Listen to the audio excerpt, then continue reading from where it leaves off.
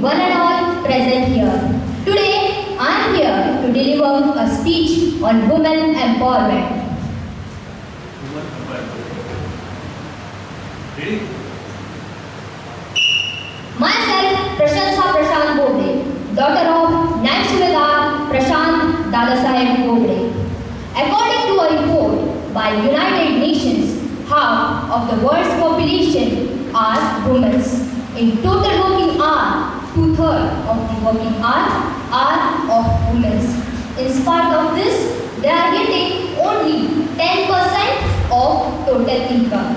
In total, 1% of property is registered on the names of women. That means discrimination of gender is a global issue. Don't you think why this happened? When this started, that half of the world's population is not getting equal status. Well, this can be regarded to Mesolithic age, around 8,000 years ago. At that time, when human societies were developing, agricultural settlements were there. Agriculture required muscular strength, so men were selected for this work, and women were allotted works such as cooking and cleaning. But this was just division of labor, not discrimination.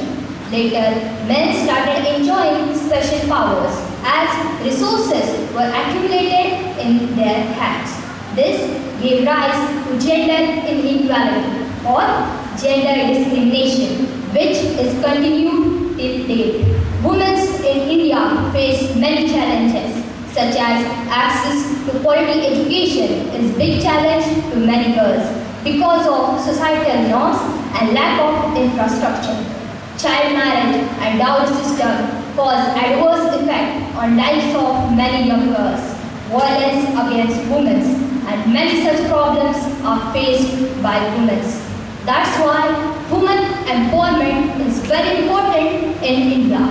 Women empowerment can be defined as promoting sense of women of self-worth, their ability to determine their own choice and their rights to influence social changes for themselves and for others. Women should be respected. They should be given equal treatment.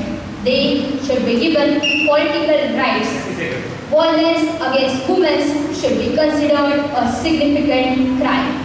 Empowerment of women leads to good family, good society, and ultimately good nation. Thank you for giving me your precious time. Have a marvelous day ahead.